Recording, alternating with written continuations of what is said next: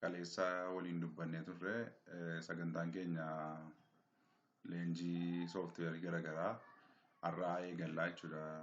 Har'a eegallaa akkuma waliin dubbannee turre kaayyoon tireeningii keenyaa kuni namoota qorannoo garaagaraa hojjetan sadarkaa akaadaamishaanii barnootarraas ta'ee barnootaan ala namoota qorannoo garaagaraatti hirmaatan akka hubannoo argataniifidha. Sooftiweeroota kana kan irratti leenjii kennuu barbaanne. Kanaaf ogeessa ikoonomiksii Research Institute irraa Itoophiyaa Research Institute irraa isiniif qabadhee dhiyaadheera. Mr. Efreem Asfaw kan jedhamanii. Kanaaf har'aa wanta salphaarraa kaanee gara wanta ulfaataatti deemnaa jira. Scratch irraa kaanee maaliif namoonni sadarkaa gadaanarra jiran jiru. SPSS irraa yookaan fakkeenyaaf even data analysis Excel sheet kan hin beekne namoonni jiraachuu danda'u. Namoonni leenjii keenya kan akka sadarkaa gadaanaatti fudhatan nun dhiifama isiniin jenna. Maaliif salphaarraa kaanee gara wantoota kompleksii ta'anitti deemuu waan barbaannuuf jechuudha. Kanaaf nu of galchaa jechaa amma kallattiidhumaan Mr. Efreem Researcherii dhaabbata Instituutii Agriculture Instituutii irraa affeereen jira. Kanaaf kallattiidhumaan gara isaaniitti isin dabarsaa. Galatoomaa of beeksanii eegaluu danda'u.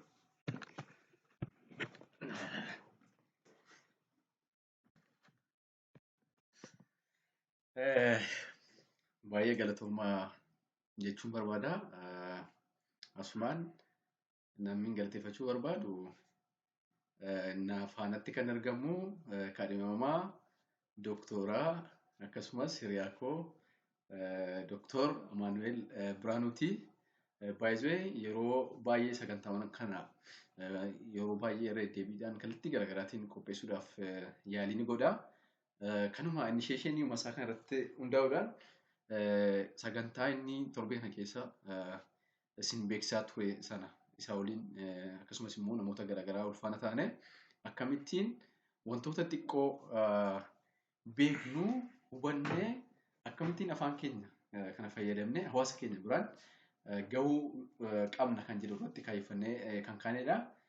Kanaaf akkuma inni amma isiniin jedhe kana qorannoowwan adda addaa qorannoo kan saayinsii hawaasaas haa ta'u kan saayinsii uumamaa keessatti yeroo gaggeessinu appilikeeshiniiwwan garaagaraa sooftiweeriiwwan garaagaraa kan akka qorannoo keenya sana bifa salphaadhaan hojjennee ittiin bu'aa qabeessa taanu garaagaraa jiru. Kanaaf isa kana bifa qindaa'aa ta'een sadarkaa beezikii irraa haga baay'ee wanta kompleksii ta'ee sana keessatti akka waliin ilaaluuf yaadota garaagaraa inni kaa'aa turedha.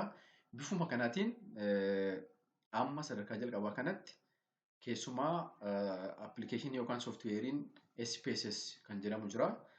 SPSSiin kun maayinii eessatti nu fayyada?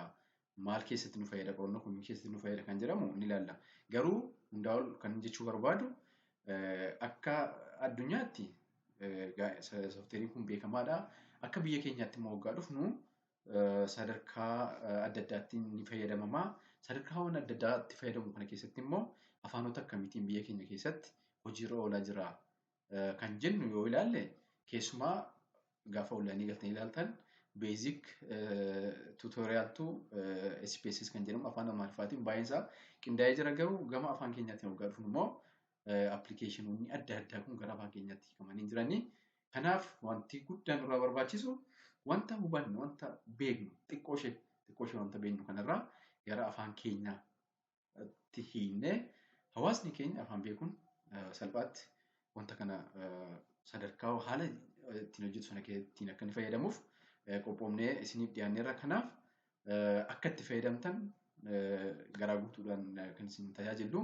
Kanarratti hundaa'uudhaan gara sooftiweerii har'aa qopheeffanne keessatti keessumaa SPSS kan jedhamu kun eessatti nu fayyada? Maali kan jedhu gaaffiiwwan adda addaa qopheeffannee kan jirudha. Akkuma asitti argaa jirru kana jalqabatti maayinii sooftiweeriin kun kan jedhamu hubannaa yoo isin hubne SPSS kan jedhamu asitti argaa jirra. SPSS kun statistical package for social science kan jedhamudha.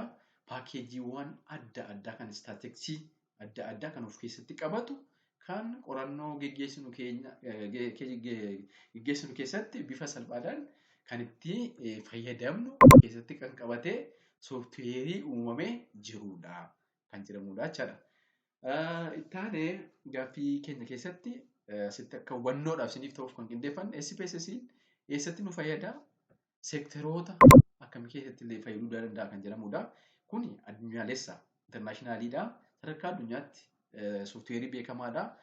Innis immoo seektara hundumaa keessatti kan itti fayyadamnudha. Seektara fayyaa keessatti, seektara indaastirii baankii keessatti, seektara qonnaa keessatti, seektaroota hundumaa keessatti kan itti fayyadamnee qorannoo keenya bifa salphaatiin qindeeffannee bu'aas argamsiisnudha. Sooftiweeriin kun eessa argama? Onlaayinii irraa akka salphaa intarneetii fayyadamnee koompitara keenya irratti daawunlood godhannaa. Koompitara akkamii irratti daawunlood goonaa?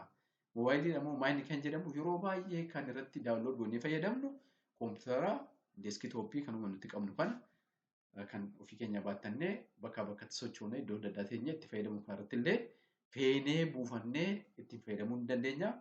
Yookaan immoo koompitara biiroo keessa deeskiidha kan ta'u deeskitooppii kan jedhamu irratti daawunlood goonee buufnee bifa salphaa ta'een fayyadamuu ni dandeenya. Egaa kana keessatti adeemsa qorannoo tokko amma wanti kun qorannoowwan adda addaa waggaa gaggeessinu ittiin fayyadamna jenneeti.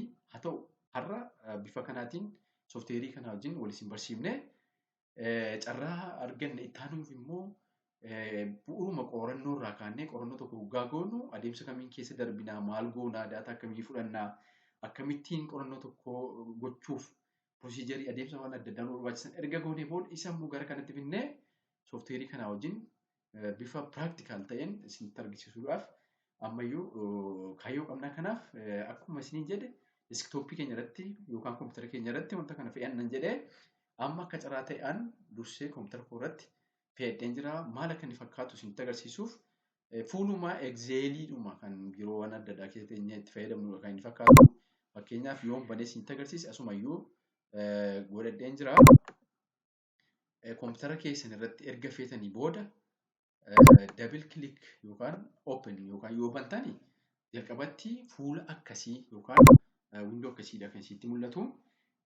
Windoon kun fuula lama qaba. Akka ittiin nutti mul'ata garuu as kunoo naannoo kanarratti dhuftanii waggaa ilaaltan jalqaba irratti daataa view kan jedhudha. Gaafan isa tokko fakkeenyaaf ilaa kunoo amma ishiitii haaraatu nutti mul'ata. Isa kanarratti maal hojjenna kan jedhu bifa qindaadhaan isin biraan hin geenya. Lakkii mojennaas immoo waggaatuun vaaraabel viewdha. Asirrattis immoo daataa mataasaa yookaan immoo vaaraabelii nuti qorannoo keenya keessatti fayyadamnu sana asirratti ifa nu godhee qabee jira jechuudha. Kanaaf amma daataa view waggaa jedhu akkuma isiniin jedhe adeemsa qorannoo tokko keessatti qorannoo waggaa goonu maaltu nu barbaachisaa? Daataa nu barbaachisaa kan jedhamudha. Tarii adeemsa keenya gara fuulduraa keessatti daataan maal akka ta'e sirriitti gadi fageenyaan ilaalla.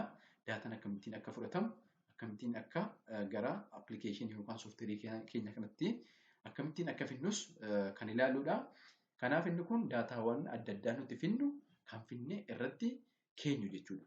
Asirratti akkuma isiniin jedhe vaaraabelii nuti asitti vaaraabel view waggaa jennu kana waggaa barreessinu asirratti maqaa vaaraabelii sanaa nu barreessaa deema. Isa adeemsa taanu keessatti maal akka inni fakkaatu isinitti agarsiifna. Kanaaf inni kun bakka itti daataa keenya kan qorannoo keenyaaf ta'u sana kallattii garaagaraatiin yookaan immoo wantoota garaagaraa irratti qorannoo goonu sana ragaa nuyi fidannee dhufne irra godhannu daataa view jedhama jechuudha. Vaaraabel view'n immoo maayinni vaaraabel daataa sana fakkeenyaaf yoo umurii namaa irratti yookaan immoo sadarkaa barnootaa namaa irratti daataawwan adda addaa fudhanna yoo ta'e ragaan achirratti fudhannu sun daataa keenya yoo ta'e wantoonni nama jedhe kun sadarkaa barnootaa umurii namaa, saala namaa, namni sun eessatti akka argamu, ulfaatina namaa kallattii garaagaraatiin immoo hojii qabatamaadhaan hojjennu keessatti immoo maal akka jiru gadi fageenyaan keessatti agarsiifnudha. Inni kun vaaraabilii jedhama. Vaaraabilii view'n kun egaa shitiin kun egzeeliin nutti mul'atu kun isaaniin nutti agarsiisa. Daataa view'n immoo vaaraabilii kanarratti ragaawwan adda addaa nuti fudhannu sana kan nutti agarsiisudha. Kanaaf kana waliin jijjiiruudhaan vaaraabilii kanarratti daataa kana fudhanne kan jedhu bifa salphaa ta'een isa kanarratti akka fudhannudha.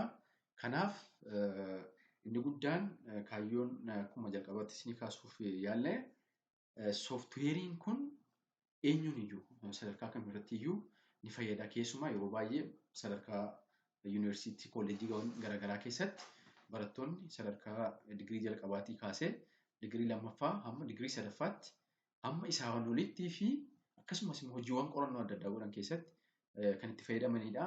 Haa ta'u maaltu akka nuti wanta kana qindeessinu nu kaase inni gurguddaan yeroo baay'ee ijoolleen sadarkaa ammaa kana keessa jiran wantoota kana irratti gargaarsa adda addaa barbaachuudhaaf kontaaktii nu godhu. Motiveeshiniin keenya inni guddaan. Lammata immoo afaanuma keenyaan fedhii isaanii kana bor kanarra dhaloonni baay'een sadarkaa adda addaatiin baratee sadarkaa qorannoo waan adda addaa keessa saayinsii waan adda addaa keessa yookaan seenu jira. Haa ta'u malee sooftiweerii kana bifa salphaa ta'een afaansaa kallattiidhaan daayirektii hiikkatee appilikeeshinii kana appilikeeshiniiwwan sooftiweerii kana keessa jiran sirriitti hubachiifne bifa salphaa ta'een akka inni hubatee dirqama keenya afaan keenya isa barne akka barsiifnu kan jedhu bifa kanaatiin kan qindeessinedha. Kanaaf kallattii hundumaan wantoota bifa kanaatiin hamma dandeenyu isin biraan keenya kanarraa immoo namoonni advaansidi ta'anis immoo irratti hirmaatanii sirriitti dirqama isaan irra jirus akka ba'an kanumaan dhaamaa sagantaawwan keenya ittaanan erga amma kana isin barsiifne piroogiraamii yookaan sagantaa keenya ittaanu irratti immoo waan adda addaa maatiriyaalii adda addaa illee qopheeffannee dhufne kallattiidhaan piraaktikaalii asirratti fiidisiin gochaa deemna. Kanaaf akka carraa ta'ee taayimiin keenya irra gara dhihuutti deemaa jira. Baay'ee Tole galatoomaa baay'ee ikoonomistii fi riisarcharii Mr. Efreemiin baay'een galateeffadha. Akkuma beekamu akkuma isiniif kaasuuf yaalee tireeningiin keenya kun karaa sadiin sheerii kan isiniif ta'u tokko karaa feesbuukiiti lammaffaa immoo karaa tiiktookiiti fi yuutuubii keenyaan jechuudha. Kanaafuu yuutuubii keenya sabskiraayib gochuudhaan hordofuudhaan karaa garaagaraa akka tireeningii kanatti hirmaattan fi yoo wantoota isiniin galle irratti karaa keessaa inboksiidhaan yookaan koomentii irratti barreessuudhaan akka hubannoo argattan abdii qabna. Kanaaf har'aaf asuma irratti dhaabna. Galatoomaa jechuun barbaada.